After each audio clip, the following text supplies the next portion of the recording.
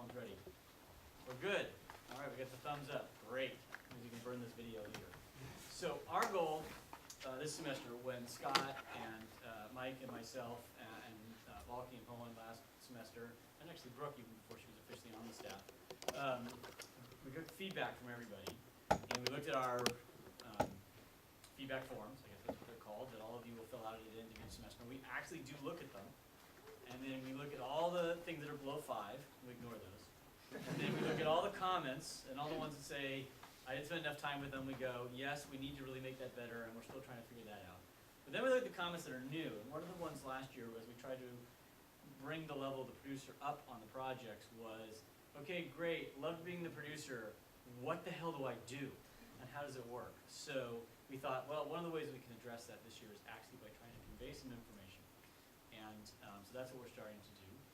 This is going to be much less of, in fact, almost zero of, here's the 5 things, this is how you run a schedule, or this is how you run a project, or anything like that. We will maybe cover some of those in the next one based on feedback from all of you, and much more about the high-level side of what it is to be a producer.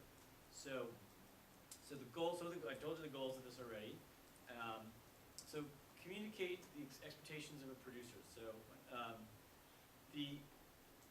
the reason why we want to do this is the producer is a weird role in a creative endeavor, because the producer is the one we keep at. We come in and like, did you fill out the form, right? That's like the first thing we ask. Actually, Brooke asked it on Wednesdays. And very good, producers. Everyone had in yesterday on time.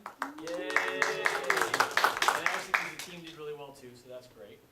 That's not bad. It's like week 4, and people are already turning in their forms. Gosh, it's like the lynchings we used to have. That's not tape. Oh no. But it's also a creative role too, because you have to be involved in the project and understand what's working, what's not working, and you have a creative voice. All of you here. There's really no creativity doesn't fall to one department. It doesn't fall to one specialty. Creative in a project like an advanced game exists everywhere. The importance of the role of advanced games is to find a way to wrangle a bunch of people who don't actually have had the first time they had an idea of working together was probably last semester, maybe earlier if you worked together with somebody in an earlier class. But many of you have come together on your teams, or your teams have come together for the first time. You've met through this process of advanced game pitching. You've met other people, other students. You've maybe had classes with them. You haven't done a project, and certainly the USC Games program. This is really when is the most intense period of putting Viterbi and IMGD and a few people from Marshall and some people from Roski and from animation, and putting them all together. We also, hopefully, we'll probably do it today. We won't have time, especially with the room not being prepared. We want to have the teams, the producers, want all of you to share successes and maybe tribulations you've had without naming names, so that you can learn from each other. Across the teams, that doesn't happen a lot. We try to do a little bit in the midterm. We try to do it in the semester, but we really want to make sure that you get a sense of what else is happening. And many times it's going to be like, oh, what the heck is the same problem? And we're going to try to do 3 or 4 of these. We'll see how time fits, because we are conscious of the lab time. So my philosophy of the producer is to provide. My dad had a client actually, a guy named Kerry McCluggage, who was the head of, what was the head of? Maybe the head of motion pictures at Paramount Pictures. So his job was to oversee the slate of movies that Paramount was making. Maybe it was TV. Anyway, creative executive, but really a business guy, right? Like Summer Redstone was asking him like, yeah, you just greenlit, an Indiana Jones sequel. How much money is it going to make, and when are we going to make our money back, and all that sort of stuff, right? And he won an award from the Writers Guild. This is about maybe 15 years ago, for being an exemplary business person who understood creativity. Basically, who created an environment at Paramount where writers, directors, artists, actors could do what they wanted to do, and not with runaway like, oh, let's just make Heaven's Gate 17. But Heaven's Gate was a really big flop in the early 80s. Look it up if you don't know what it is. Anyway, thank you. Scott and I know what it is. Don't make too many John Carters. Better? Yeah? All right. Yeah, get some nods. No? You don't know who John Carter is? What? Ranger, a more modern example from this year. And so he won an award for that, and I thought that was a really good thing to emulate, because I wanted to be a producer, and so form my philosophy is that a producer isn't the person who just sits there and task manages, right? It's really hard to be creative, it's really hard to get a cool project done, especially something that's like interactive, if the producer's just telling you what to do. It's not the same as traditional project management, so that's my philosophy on it. But then the real underlying thing is, do whatever it takes to get the thing out the door, and hopefully matching the concept. And so sometimes that's ordering pizza, and sometimes that's having a really tough conversation with your best friend who's also your roommate that you would plan to start a company with, and that person is completely and totally missing the boat, and the project's going to fail because of them, and you have to tell them they suck. But you really don't get to say you suck. Well, you probably can to your best friend. You can probably tell your best friend you suck. If your best friend if you can't tell your best friend that they suck, you need a new best friend. But in the class, you probably can't tell most people they suck. So one of the things, and this is more in the industry, so quality, schedule, and budget. Now you really don't have a budget per se in the traditional dollar and cents point of view. Maybe you do. Some of your projects may be spending some actual real money. But you have a budget of time, right?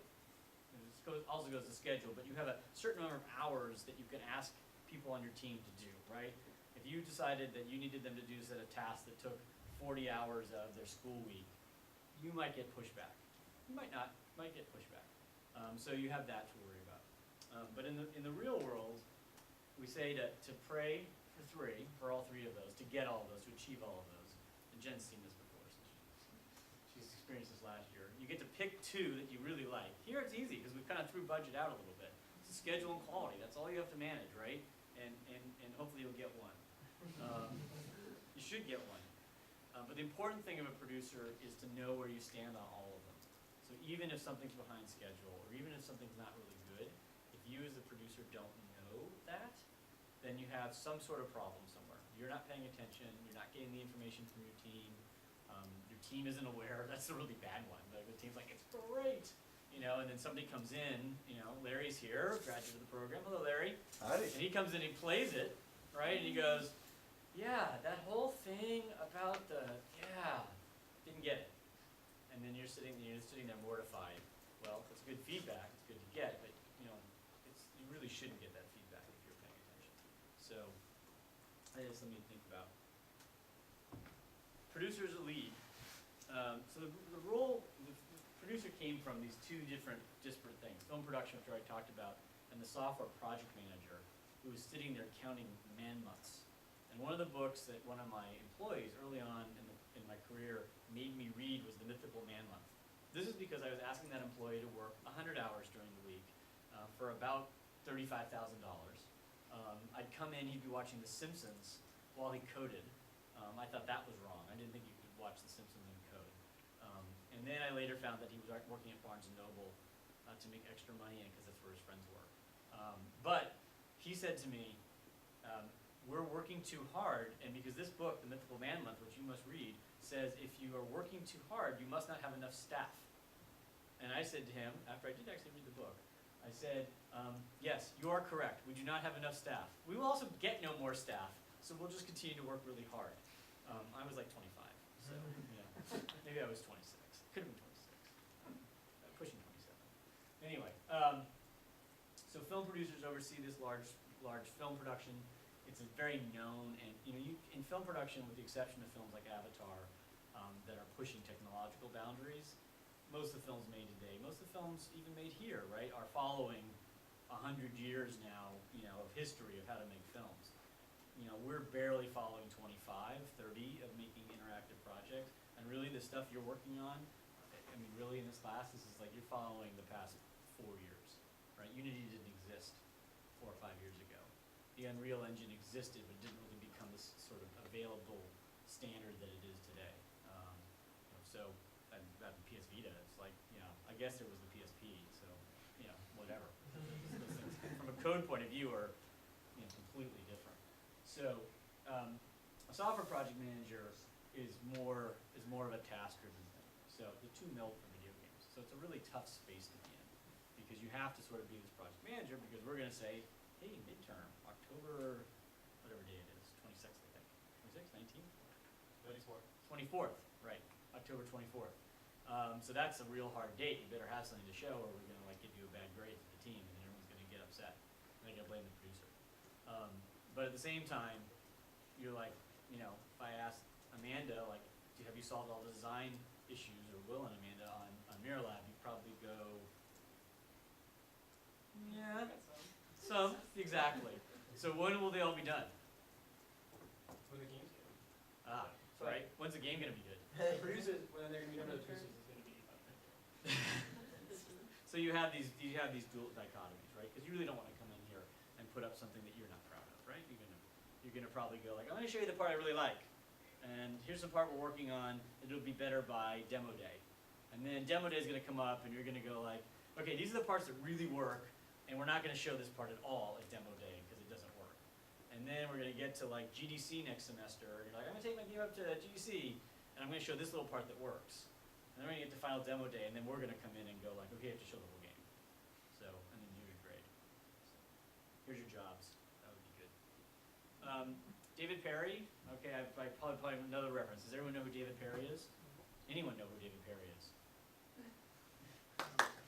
Oh, we got a few people back there. So David Perry created Earthworm Jim, a company called Shiny, did the Matrix game that was very successful. He most recently started Gaikai, which is an online streaming service that Sony bought for $380 million. So David Perry not only has been in the game industry a long time, but he's also now fabulously wealthy. This is really small text, sorry about that. But here's some of his definitions, right? So see the focus, delivering, that's the way he thinks of a producer. What should a producer do? Communicate with anyone who can affect the game. Communication will be the theme of today's talk. I'm not getting that already. Knows everybody on the team by first and last name. Now, that's for you. I would expect all of you to know that, your team's names. But Dave is referring to teams that are maybe 120 people, 140 people. You can guide, always there, always on. It's a hard job. Run interference, right? So we'll pick on Mirror Lab some more, right? So let's say that Will struggling with this really tough design problem, right? The last thing he needs is for us to kick his butt about it. So he expects Tanya, who's the design producer, to run interference and sort of point us like, no, look at that. He's working on it. Let me show you some art. Right? We see through that, so it's not going to work with us. Right? But that's what you would, when saying running interference is like sometimes you really do need to say, the producer gets to say like, hey, we thought it'd be ready. It's not ready. Here's when it will be ready. Let's let the designers or the artists or the coders do what they need to do. Right? So we might, if we pick on Tree of Life, we may come in like, hey, there's 4 of us, let's play 4-player. And you'll be like, you know, I want to show you some art. See some pretty art, some animations. Does everything to sell, promote, protect the game and the team for sure. So really, what do you get a sense of this definition here? Is there a word or two that pops in of like, encapsulate all of this? Anyone feeling that at all? Omnipotent's a good word, yeah. Maybe omniscient as much as omnipotent, since can't make the team work. Nothing? You got nothing? parental. What's that? Parental. Parental, right? Yeah, parental or protective is another word for, I think is what you're pulling in as that parental aspect of it. Yeah. So. I think so they've got your back. So yeah. they're Trust. on your side. Yeah, trust. Trust is based in this definition. David is basically saying here, when I hand the reins over to the producer, I'm going to trust that they're not going to screw me, right? So so a lot of your teams, right? And this is what we talked about in our first day, because you guys are running the sheets. One of you probably on each team is in charge of the weekly sheets. That affects people's grades. You're also telling us what's going on. So there's a lot of trust that the team engenders in you, and then you earn a little bit because you volunteered to do this job. You keep because you do the job well and because you communicate fairly. And at the same time, sometimes protecting the team isn't just lying, right? I mean, if you keep saying to us, like, it's going to be done, it's going to be done, it's going to be done, and then you show up at midterm, there's nothing there, we're going to be like, 1, we don't trust you, and 2, you still get a bad grade. So, or in the real world, somebody will say, hey, you obviously don't have control of your project, so what are 3 things going to happen? Maybe all 3. 1, you are not likely to get promoted if you don't get fired. 2, you may lose your budget, and almost assuredly, somebody from corporate, publisher, senior to you is going to come sit on your lap until they think the game. They're gonna parachute in, right? And so you don't want to do that, because that doesn't work very well. I have been parachuted into situations, and let me tell you, it takes weeks. It takes weeks to get people's trust if you can even get it that fast. On a game called Return to Castle Wolfenstein, it was just not gonna get done unless I went there to the developer, because it was not too far from Activision in Santa Monica. So I basically work at Activision from like 10 to 6, 10 a.m. to 6 p.m., and then I would go to Gray Matter from 6:17, because it took me about 17 minutes to get there, till about 2 in the morning for the last 3 months of that project, which is insane and crazy, and I certainly didn't win any brownie points at home. But the game did make Thanksgiving, which was what it was supposed to. And actually, by the end of it, people came up to me and said, I really hated that you had to be here, but I'm really glad you were here. Because they also saw the benefit was that they didn't have to spend Christmas working on this game that was now going to come out in January, because I got to come in and say, do this, do that, you know, what's going wrong, what do you need, how can I help you, and in the end, you know, ordering a lot of pizza. So, and everyone was significantly heavier when that game was done, so that, you know, Dan Irish has written a book called The Game Production Handbook. It's a pretty good book. I think this one, there are two of them that are similar. I think this one, does everyone know that Safari Books is like an online repository for a lot of kind of these type of books, and it's accessible through the USC library system with your USC login. There's a ton of books that you can like see the full text of, you know, kind of like Google Books, but for like things that have been published. There's like How to Code in C and business books. I think this one's in there, so it may be something you want to look at and glance through. I wouldn't certainly go tell you to go buy it. If you want to look at my copy, just let me know. But it's not good enough to send you to spend $20. Not to mention that you have to actually tell the bookstore about 7 years in advance if you want to have a book for the course. So anyway, his definition, actively contribute, decision making on the budget, forward thinking, spotting issues before they become problems, consensus building, schedule, setting goals. That's his traits.